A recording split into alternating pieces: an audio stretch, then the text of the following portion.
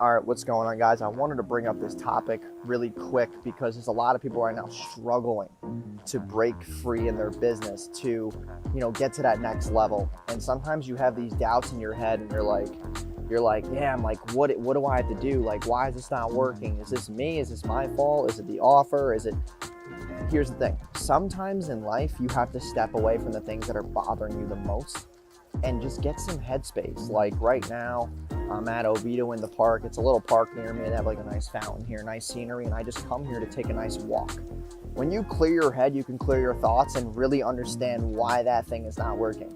You're trying to think about 45 things at once. It's the same thing as shiny object syndrome. You're looking at all these different people crushing it, doing this, doing that, doing Amazon FBA, doing drop shipping, doing SNMA. And you want to be just like them, and you're trying to do 45 things at once. You're never going to be able to dial it in.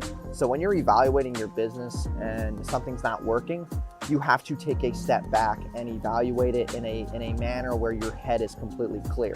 If you can't do that, then you're going to make stupid decisions that are short-term that are going to hurt the overall longevity of your business. So when things don't work out for me, I'm just simply like, all right, like, why is this not working? So I take a walk, I break it down into small pieces. Like, why is it not working? What has worked before? And how can we replicate or duplicate what has worked before? Okay? Without spending more, without wasting more time, how can we get back to those KPIs that kept us in the green? And that's very important. A lot of business owners, they just do random shit and it just, doesn't make any sense. You have to have a thorough thought process behind every business decision that you make. So I hope this helps you guys out. I'll talk to you guys soon.